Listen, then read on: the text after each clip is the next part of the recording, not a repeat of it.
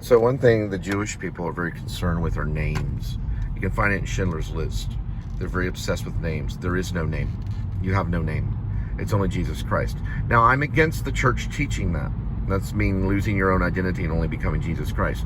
Because if you're ever asked to present your identification, then you need to know your name, right? Because we have to identify ourselves, because that prevents the police officers from killing you. The only killer in this world is a police officer. Remember that. A cop is the only killer in this world. It's also the only criminal. So there is no difference at all. It's been proven in criminal science that there's no difference at all. There is no difference at all between a cop and a criminal.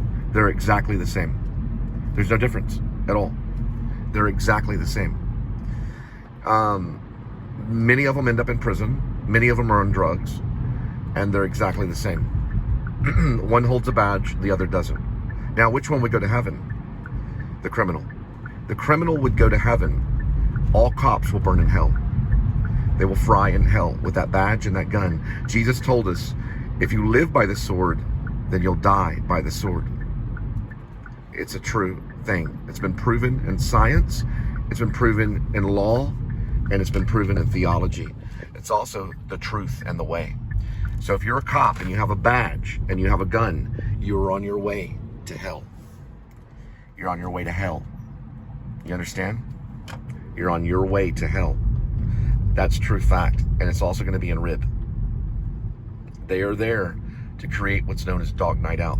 Dog Night Out is the assassination of all policemen. We're talking beat cops, everything, in one night. It happened all in one night. So when you're holding your finger up in church to praise the Lord, you're telling everyone that every police officer will be assassinated in one night. He will come like a thief in the night to kill your police officer. Now, what am I going to do when all the police are gone and only the militia's in control? I'm going to find Angel and I'm going to grab her by the hair. I'm going to pull her in the car in front of the kids and we're all going to drive home.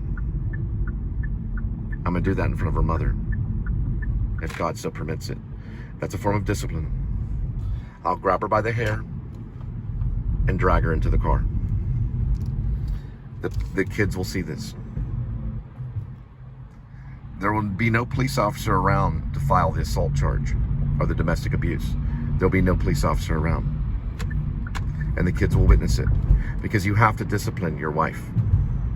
You have to discipline your kids. It does say in the Bible, you spare the rod, you spoil the child. Okay? She has to be disciplined. We have to wait for Dog Night Out. It'll happen all in one night. Now, how am I going to locate her because she no longer has the Samsung 7?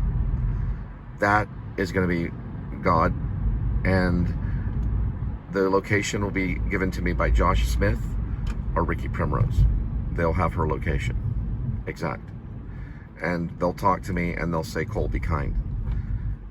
As long as she listens to me and I go, Angel, get in the car, then I will not grab her hair. If more than 1 second goes by and she doesn't listen to me, then I'm going to grab her hair in front of the kids.